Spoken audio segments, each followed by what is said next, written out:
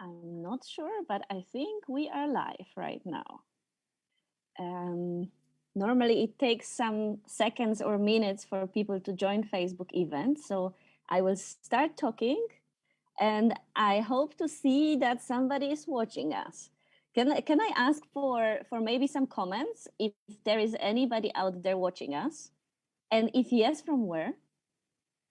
We will still wait a second for a sign from our technical people if everything is fine. Somebody is writing, hey. Yes, great. I think we are live. Good afternoon to some of you. Good morning to others. Good evening to still others. Thank you for joining us. It will be one of minority rights group events called Sofa Talks, when I have an honor and pleasure to invite some of the female activists involved in minority rights. Today, I have a pleasure to introduce Gwendolyn Albert to all of you. Hello, Gwen. Hello. Very nice to see you. Very nice to meet you. Zoom meet you. That's how I should say probably. You are in Prague, in Czech Republic, right? Yes, I'm coming to you from Prague. Great. Can everybody see us? I see comments. I see that some people love your amazing work. So we have some fans of yours here. Great. I would like to tell to all the public that I will be reading comments all the time. So if you have any questions, please write them down. I'm not sure if I will ask them immediately or maybe after we finish our talk, but it will be great to know what you are interested in. So, Gwen, I would like to introduce you to our watchers right now. You are a human rights activist.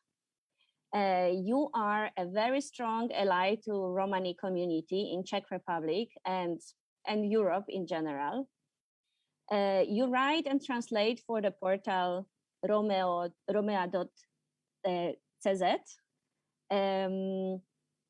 And you are communicating with all these big organizations, with Council of Europe, with European Commission, with OSCE, with UN High Commissioner for Human Rights about Romani stories, right? Yes, that is basically what I do. Very focused on what's happening in the Czech Republic, basically for the last 15 or 20 years. But also very interested in what's happening specifically with members of the Romani minority around Europe. Yes, and I found information that last year you received an award for humanity from the Committee for the Redress of the Romani Holocaust. Can you tell me first about this? What was this award? Oh, this was very special for me.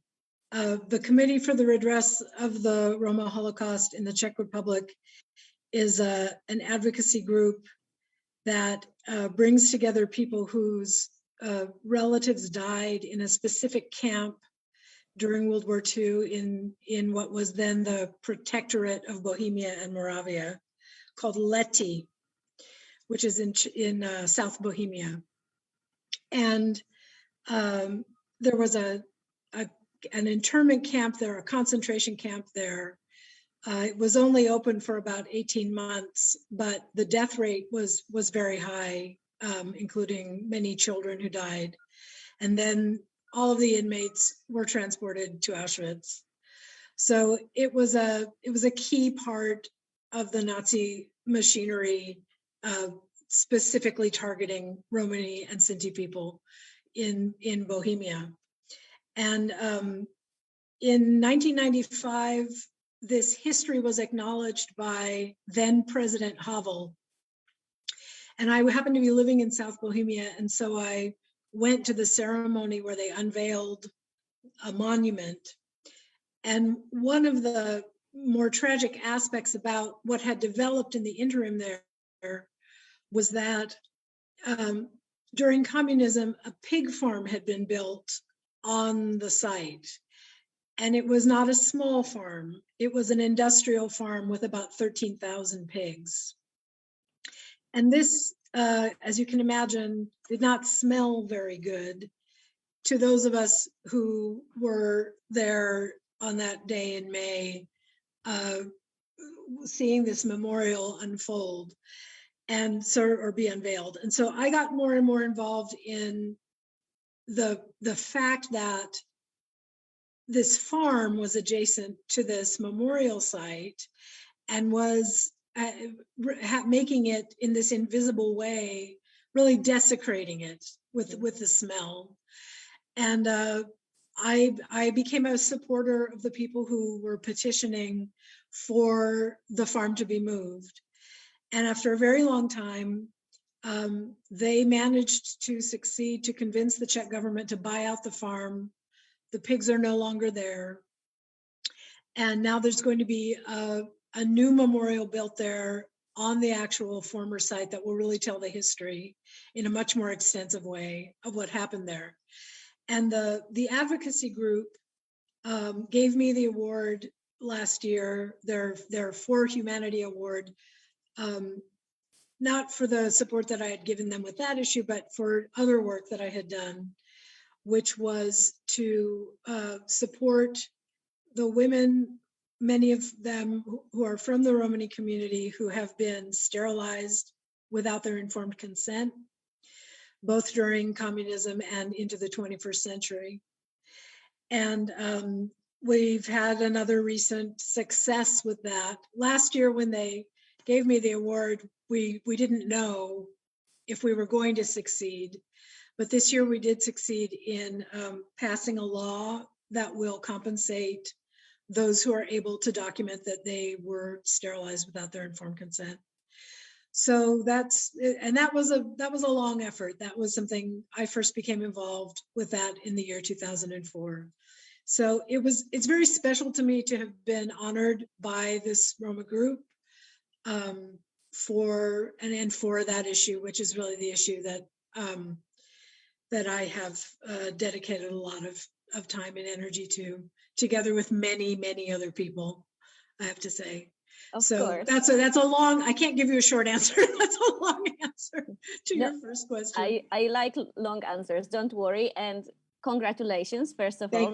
Thank you. It's always great when people are awarded for the long, many years work they are doing. I hope we will still have time at the end of our meeting, maybe still to come back to the topic of sterilization, because I feel that this is something that is not enough discussed in Europe. But we met today because of another story, because of the death of Stanislav Tomáš 2 months ago, on the 19th of June. Something happened. Can you tell me? You are our person on the ground. You know the situation the best. Could you please describe what happened 2 months ago? Yes. So this happened in Teplice, Czech Republic. Police were called to deal with a brawl, a fight that was happening out in the street. There were two people who were fighting, and they were sort of running all over, chasing each other, banging into parked cars. It was a scary thing. So people called the police. When the police got to the scene, they didn't see two people anymore. They only saw one. And the person whom they saw was Mr. Tomáš. He was lying on the ground and he was already obviously injured. They proceeded to arrest him. They handcuffed him with his arms behind his back. There were two people, one police officer holding down his legs and the other doing the handcuffing.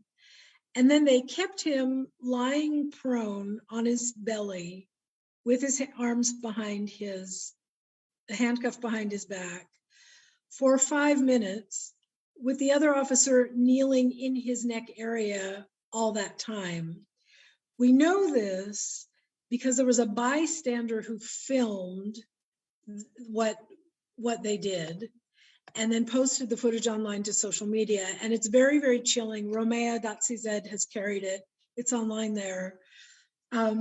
Especially if you know that he later died it's quite chilling to watch it because he sort of gradually stops moving, gradually stops making any noise, and then it's clear that he's unconscious at the very least. Yes, the footage cuts off, but after the footage, what we can see from the footage, the police called an ambulance, which apparently took about 9 minutes to get there.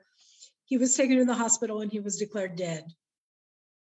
The fact that a bystander was brave enough to film this and post it online really galvanized an enormous response from the Romani community in the Czech Republic. Not everybody, but for many people in the Czech Republic, and also internationally. People very much felt that this was because the footage showed that it was outside, it was in a Romani neighborhood. There were actually people on the street sort of interacting and commenting. In that way, it was very, very reminiscent of the George Floyd footage that the whole world has seen. It was a hot day. If you look at the footage, you'll see that there are men without their shirts on outside, and it just was a shocking, traumatizing, horrible thing to see. And so there was quite a big response from civil society, not just in the Czech Republic, but in Europe in general. I'm a member of a body that advises the Czech government. It's called the Council for Roma Minority Affairs. We have the council is half ministerial appointees and half people who are from civil society. We're all volunteers. And we immediately raised the alarm when it was Romea.cz that published the video footage and a description of where it had come from and what the police were saying about what they had done. And so we immediately raised the alarm and said, this has to be investigated. This can't be normal police procedure for somebody to really stay in place on someone's neck with their knee for that long. Yes. You mentioned that recording this moment, it was an act of courage for somebody. Why did you say that? Well, the person posted it and Romea grabbed it and downloaded it and kept it on their website. And when they went back later to see, the person had removed it, or maybe Facebook removed it. It's hard to know always with Facebook who originates the removal.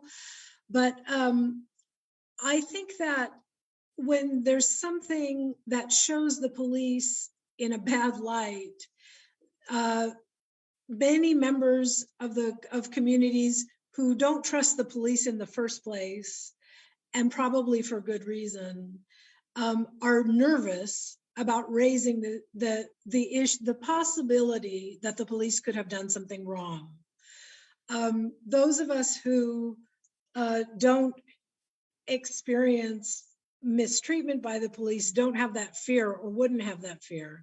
But I think it's quite brave. And this happened in a Romani neighborhood. I don't know if the person who filmed it was Roma or not, but I think it was brave of them to post it. And they're also in general, it's brave to do anything on social media in the Czech Republic, because the level of discourse there is horrible. It's horrible. It's full of racism. It's full of callousness. It's full of, I mean, just any vein of hatred you want, that will show up immediately in response to things that people post and share that are serious and where they're sharing it because what they want is for people to have a serious discussion, and instead they get the kinds of responses that they get. Can you tell us a bit more about this place, about this neighborhood, and also about Stanislav Tomáš himself? I feel it would be nice to mention more. I don't really know all that much about Mr. Tomáš, to be honest with you. There has not been a lot discussed about him, and this is one of sort of the sadder aspects. He was survived by his mother, who is not well, and also by his sister in terms of his immediate family. And there hasn't been a lot of discussion of who he was in the media, or even to those of us who, for example, were involved with the funeral. We know what the police have said about him, and what the police have said about him has been, quite unfortunately, in the immediate aftermath of this incident, something that pretty much amounted to like character assassination in the media. They mentioned that he was a recidivist. They mentioned that he was apparently, on the basis of the preliminary autopsy report, that he had methamphetamine in his system at the time of this incident. And the tabloid press immediately ran with this, and their headlines were, you know, drug addict dies. And so this, I would say that that's the thing that, sadly, more than anything else, if you say this person's name, people who read the Czech media only will immediately think, oh, the drug addict. And that's just a sad fact, that's the main thing that has been publicized about him, unfortunately.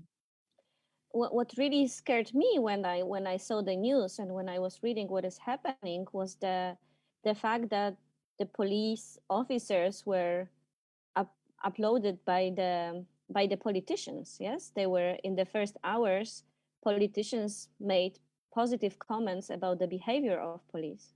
I don't know if it's the first hours, definitely within the next few days. Mm-hmm. Definitely within the next few days after the media publicized this, like 3 or 4 days later.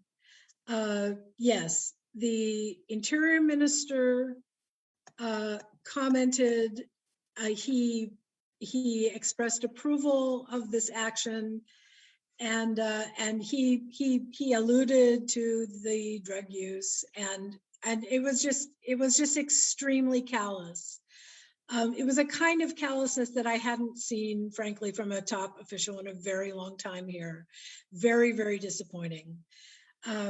He was quickly followed by the Prime Minister, who also thanked the officers, which, you know, the implications of that when somebody died in the aftermath of their intervention is frankly chilling.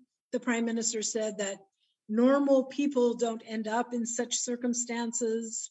That was the quote, yes? Yes, which is again terrible. The all of the implication is from what both those ministers and also the police president said, although the police president at least expressed regret for the fact that Mr. Tomáš had died, but he also said that the officers had done the right thing. And, you know, we all can look at the video, and many people at a visceral level strongly disagree with that assessment. And if it's really the case that that's what the police are authorized to do, then there has to be a big discussion here about changing that, because it's not acceptable. Anybody could end up under the knee of an officer. You may think that you're normal, but you could end up there. You could end up because of mental illness or physical something happening to you. You could be in some circumstance where your description fits the description of a wanted person, and they come to arrest you even though you're already on the ground, and it could be your life that's at risk also. And I think that's what human rights activists are hoping to communicate to the police about why we're so upset about this case. And have there been any other public figures expressing condolences? No. And that's the other thing that's really quite sad. It's a cheapening of the value of human life. Yes, you can feel it in from all of the media, all of the comments. For many people hear the news that he had drugs in his system at the time and say, "Oh, well, then what do you expect?" And that's not good enough. That's not a humane response. And we do expect more in Europe of the police. But you mentioned that there was some international answer to what was happening. I took part here in Berlin in one of the events, and I know that in many cities in Europe, things were happening. Did it surprise you? You know, it didn't surprise me so much because I know the international Romani movement, and I know how strong it can be when something motivates people. And certainly the existence of this video is a big motivator. People can look for themselves and decide what it is, whether this is worth responding to or not. I was very glad about all of the international demonstrations that happened. And I want you to know that also the Czech Foreign Ministry took note of them. When I was at a meeting of the larger Roma Council, they reported on them in a very, very fair way. They said they were all peaceful. Many events all over Europe, going to Czech embassies and in Mr. Tomáš's name and saying that his death wasn't right. Also, a very important organization there in Germany, the Central Council for German, Sinti, and Roma, issued a scathing statement, sent a letter, visited the Czech ambassador, really emphasized that they watched the video and they find it inexcusable.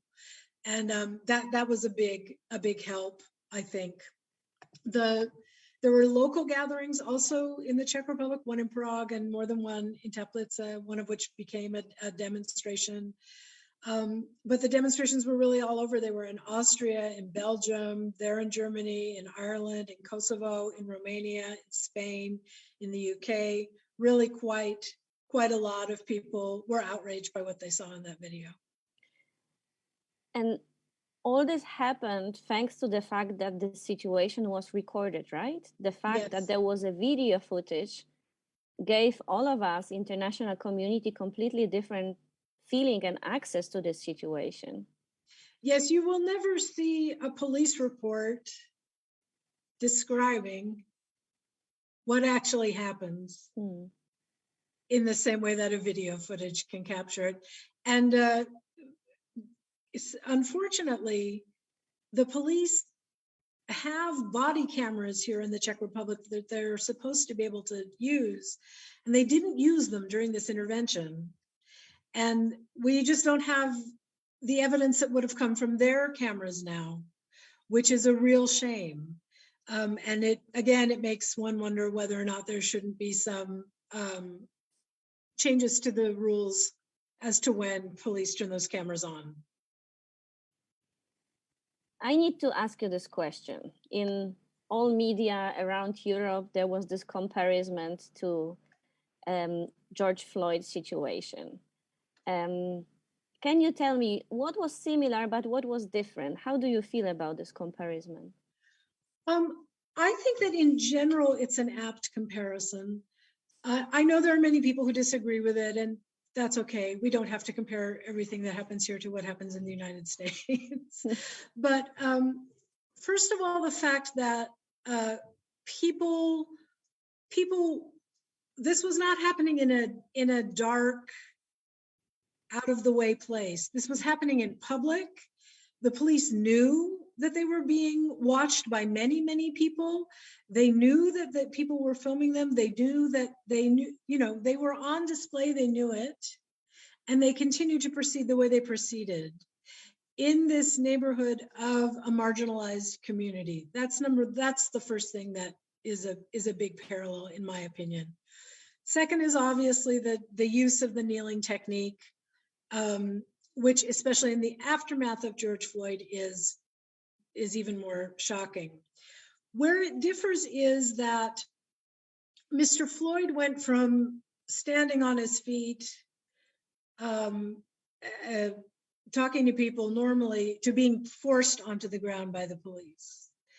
And in the Tomáš case, it's different. There was other footage taken by bystanders that was also released by the police prior to their arriving on the scene, showing him in this altercation with the other person. And it shows him already having collapsed to the ground at other times, sort of careening around, banging his head on a car at one point. So there was a lot that happened to him before he ended up on the ground and the police arrived. So it's a more complicated case in terms of the causal factors that may have led to his death, for sure. Much more complicated than George. And then, of course, the George Floyd case was so awful, so long, 9 minutes, so just unremittingly awful. The other difference is that we learned in America after great efforts by civil society there, the names of the officers involved, criminal proceedings was opened against them, et cetera, and Officer Chauvin was found guilty of murder. We don't know the names of the officers who did this. I'm sure people locally probably know who they were, but nobody else knows their names. We don't know anything about them. We don't know what else might have motivated them to behave the way they behaved in this interaction.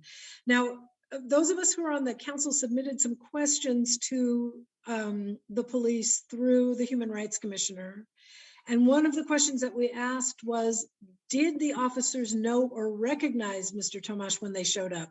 Because the police made such a big deal of painting him as a recidivist. And according to the answers that we've received from the police, the officers did not know him. They say that he was a stranger to them. There are many other questions that one would need to ask, including questions about possible racial motivation, et cetera.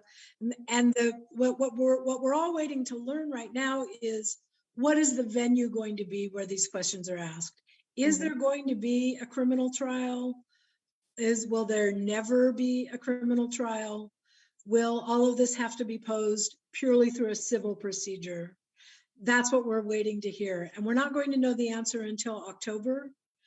According to what the police have communicated to us through the Human Rights Commissioner, they are waiting to receive the final autopsy report, and apparently the attorney for the family has added many other questions to be asked, and that they need expert testimony before this can be closed. So we won't know until next month the answer to any of those questions. What I do know is right now is that their theory of the death, the police theory of the death, is that he died as a result of whatever drugs he took. And they have opened a proceeding into whoever made and gave him the drugs. I don't know how far that's going to get or what, how. We just don't know. We just don't have the answer yet to what the autopsy can reveal about what caused his death. So, which steps were taken in those last 2 months, and which steps were not taken that you and different activists in the council would expect police to do? Well, I think it's more a case of. I believe that many of us would have hoped that a criminal inquiry would be brought solely on the basis of the video. Mm-hmm. They have not yet chosen to do that. They may, but they haven't yet chosen to do that. And they've been very rushed and very defensive in their communication about this with the public, as we were discussing. And that's the other unfortunate thing. The police, are within their prerogative to say the investigation's open, we're not going to discuss it, and to keep things at a neutral level, but they didn't do that. They obviously felt somewhat pressured because of the public reaction, and because, you know, the Romani community, many members of the Romani community really took this, took it personally, in the sense of sort of this symbolic attack on the community. Not everybody, as I say, it's not a monolith, but definitely many people feel that this was wrong. This would have been wrong irrespective of what community Mr. Tomáš came from. So the requests for a criminal proceedings to be open have been filed by other parties, not the police themselves and not the prosecutor. So the attorney for the family has filed one. There's a group here called the Union of Vlach Roma, who also filed one, and they filed it against an unidentified perpetrator, because, as I said, we don't know the names of the officers who were involved. We also know, and we don't really understand why, that the family requested a second autopsy. There was a preliminary autopsy. They gave the preliminary results that fit with their theory of the death, and the family then requested a second autopsy, and that request was rejected. And we don't really know why they rejected it. What the harm would have been of a second autopsy, I don't know. But they did reject it, and that's unfortunate. And that may come back to haunt them later, you know, years from now before the European Court of Human Rights. We just don't know. And the other thing that they really, as far as I know, have not done, and I think it's quite regrettable that they haven't done it. It was mentioned by the chair of the Roma Council as something that should be done, and later it was also mentioned by a Romani human rights activist, Edita Stejskalova, who held a press conference. The officers who were involved should not be on duty anymore, in our opinion, pending the outcome of these investigations. But because the police theory of the death is that it's completely to do with the drugs, they disagree with that. So as far as we know, those officers are still on duty. And that's something that we think, in cases where a death is the outcome, it should be automatic that they shouldn't be returned to duty until everything is cleared up. So that's that's where we are. Ms. Stejskalova held a press conference. She did some sort of research from publicly available sources. She held a press conference here in Prague about a month ago. I was there, and I read the statement from Amnesty International, the Czech branch at that time. And she compiled some very interesting information about deaths in police custody or in, you know, following a police intervention and arrest. And she noted that during the last 30 years, there have been 10 cases of deaths that, you know, immediately followed an intervention. 8 of them were people who were not Czech. Okay. 5 of them were Roma. Mm-hmm. And more than one involved people with a psychiatric diagnosis. And the initial theory of drug involved behavior was featured prominently in a lot of them, and not all of those not all of those cases was the police action approved of. Some of those families very successfully sued for, I guess, the equivalent of wrongful death here. So so there's a problem, I would say, and it's definitely the police. We all want the police to intervene against people in such a way that they survive the intervention, because the human rights community has high expectations of the police here, and that's how it should be. Can you tell me a bit more about structural discrimination or violence towards Romani community in Czech Republic? Yes. We only have 10 minutes, I don't know. Let's go. Yeah.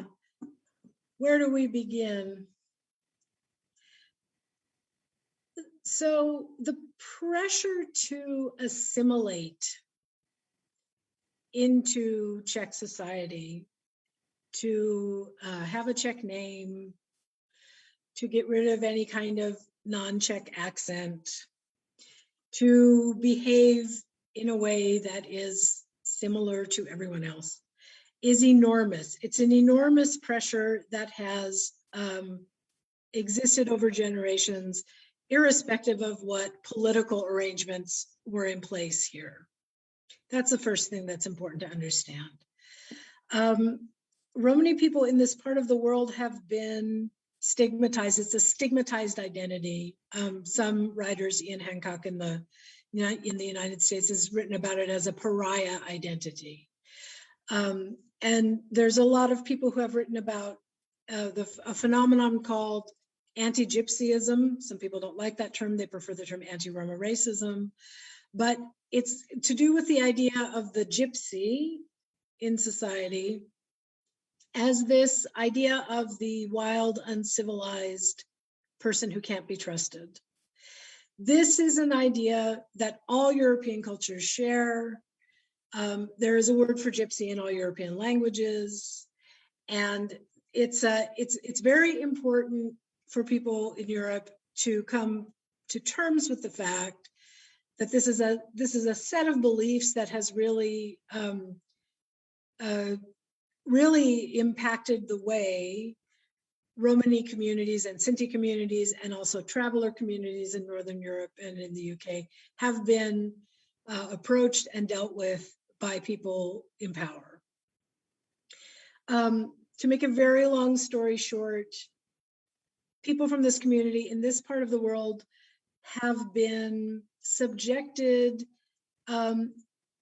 even more than everybody else, especially during communism or during totalitarianism, during the Nazi protectorate, who were already being subjected to situations in which their rights were being curtailed.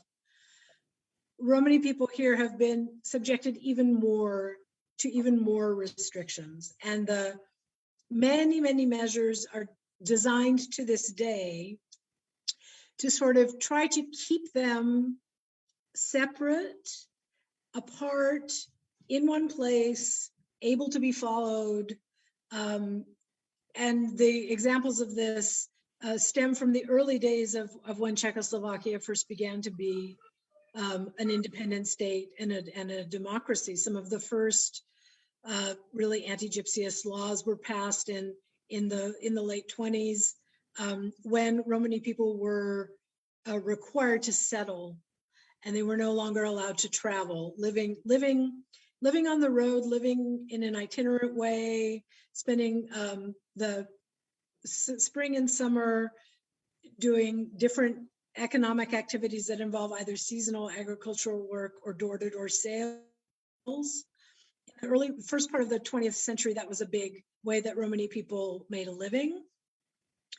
That ground to a halt, and then the process of making sure that they would be that there would be an actual register that existed, an inventory, a registry of Romani people began in the 30s. And sadly, those efforts that began during the democratic era, the records that were created, were used by the Nazis to round people up, to put them in the concentration camps, and to send them to their deaths. So that was the first, and we're just talking the 20th century. There's all kinds of stuff before then. Mm-hmm. When we come to this part of, the late 20th century and today, the mechanisms by which this is done are much more indirect. They're much more subtle. They're quite insidious. They're unacknowledged. People don't want to be seen to be bigots and racists. No one wants to, few of us, it's getting more fashionable today, but few people actually want to be seen to be discriminating bigots. They would rather that it happen without them acknowledging or having to face that that's actually what's going on. So what happened during communism, definitely, and all of the processes that began during communism have an echo into our present day. One of the biggest measures definitely was the way children were assigned to education. Romani children were disproportionately assigned to schools that were called special schools. They were considered to be schools for the mentally inferior. And this was irrespective of whether the child had a cognitive disability or an intellectual disability or not. They were simply sent there on the understanding that basically everyone wanted it that way. The non-Roma parents didn't want Roma children in their classes. Some of the Roma parents wanted to make sure that the school they went to would not be full of children who would stigmatize or bully or harshly treat their children.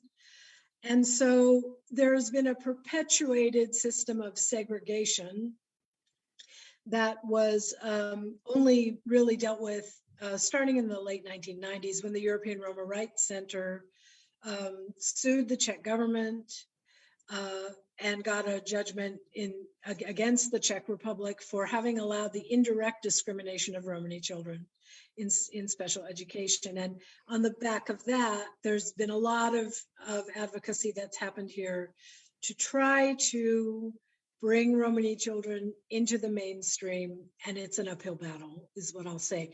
And the other thing I would just really like to stress to everybody, you know, we have this term minority, and I'm not so sure how useful it is, but in numerical terms, the Roma are in the Czech Republic really a minority. They are an estimated 2.5% of the population. So we're not even talking about a group that has, in a democratic sense, an opportunity to leverage, I don't know, 10% of the vote or something. Mm-hmm. They really, their numbers are low, and that's a problem for them in terms of their clout in the society. And that's, I guess I'll stop talking. You shouldn't stop talking. Well, I'm just going on and on. So. I just would like to remind everybody that we will finish soon, and if there are any questions from your side, I will be more than happy to forward them to Gwen. Let's still focus on how it is now, because I believe that the segregation in schools in 90s, all of this has consequence for what is happening today. It's a very long process. When it comes to health system, when it comes to access to services, I know that the social justice is a very, very difficult topic for Romani community, not only in Czech Republic, everywhere. But if you could just very shortly give us some examples of fields where there is still a lot of work to be done. Education, in my opinion, is definitely such a field still. And the pandemic really showed us this. The pandemic showed us quite clearly how large the digital divide is in this country between anybody who's marginalized, but most of the people who are marginalized here are the Roma community. I think also there's an additional problem that arises when people are in a group that is racialized and marginalized and stigmatized.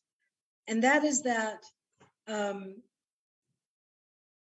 in a situation where social solidarity is not the norm, and where it's a market economy, and it's important to succeed and sort of fight your way onto the labor market. Romani people who are middle class, if they can pass for not Roma, have every incentive to suppress their identity. to keep it a secret, to not reveal it. This is, of course, their prerogative, but it makes it very hard to build bridges across the class divide that does exist in the Romani community in the Czech Republic. You have people here who are absolutely successful professionals, but they don't want to be associated with the drug addict who just died in the street, sadly. And so this means that, you know, this kind of development of compassion within the community and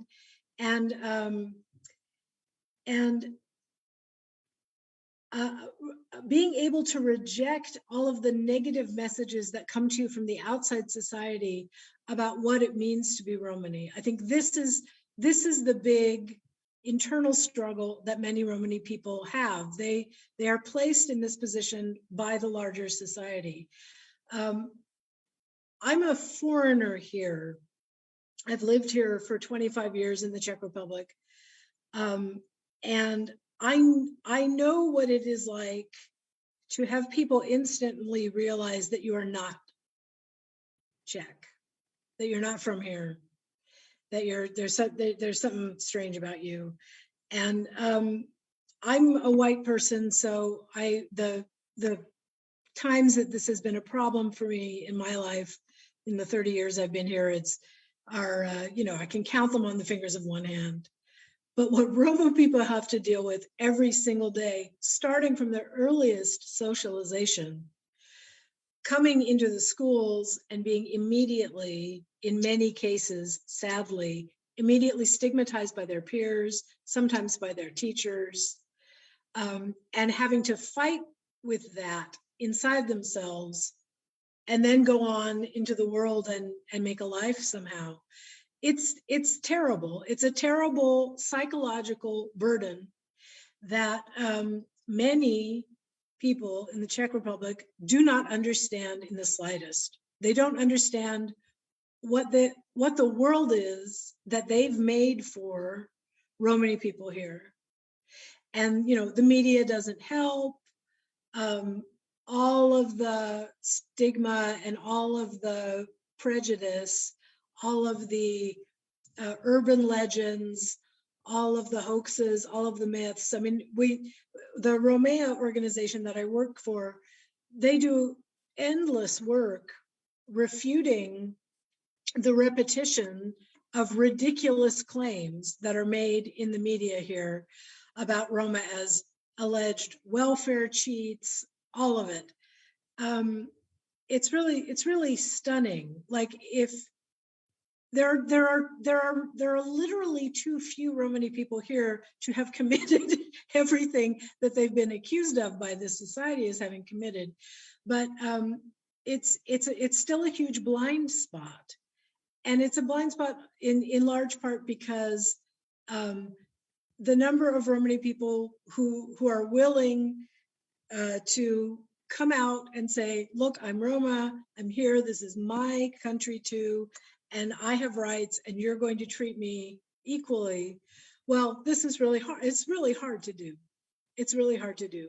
And many people emigrate from here for that reason. There's been a sort of constant outflow of Romani people to societies where their stigma will not follow them. So Canada, the UK, Ireland, Australia, people go somewhere where they go to escape what this society prepares for them. And I just have enormous respect for everybody Romani who sticks it out in Europe, frankly. But I also know that, as you were saying, you know, there were all of these demonstrations. In many ways, the Romani community is doing more self-advocacy now than ever before. There are a number of very strong organizations and strong individuals, and there's, you know, Romani studies as an academic field still exists and is continuing, including here in the Czech Republic. so we shouldn't despair, but definitely everybody in Europe needs to learn more about these people and what they face. The very last question to you. I know what we as Minority Rights Group, we are doing in the topic of Romani rights. We are building different programs with our partners in different countries. We try to organize a counter hate speech campaigns. But the question to you is, what an average European can do to help this situation? I mean, I think it's really important to learn more about your own history. One of the biases of the last few decades has been this idea that Romani people, or the issue of Romani people, is solely related to Central and Eastern Europe. There's been a big sort of slant in that direction. And Romani people exist all over Europe, including in Northern Europe and Western Europe, and they face discrimination and stigmatization there also. And so I think it's very important to for people to learn more about where they live, the history of Romani people where they live, and to reflect a little more about their own, as Europeans, about their own use of things like the term gypsy. These are things that become embedded in language and in language use in an unconscious way. Mm-hmm. But I think if you thought about it in your native languages, you could come up with at least one or two unflattering or stereotyping, romanticizing jokes or turns of phrase or pieces of vocabulary that are about the idea of gypsies as stigmatized people.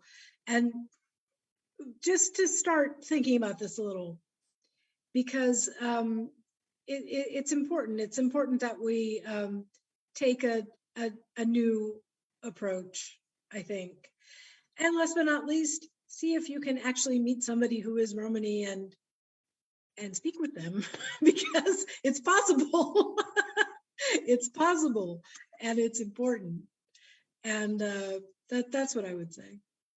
Great. We have 3 parts of homework about learning history, about reflecting your own language and your own vision of all the situation, and meeting Romani people. That is really, especially in Eastern Central Europe, not a very difficult thing to do. And if anybody has problem with it, please contact us. We will help it. We will help you do that. Gwendolyn, thank you very much. Thank you very much for your time and for all your knowledge. Let's stay in contact, and let's go on working on Romani rights. Thank you. Thank you very much for the opportunity.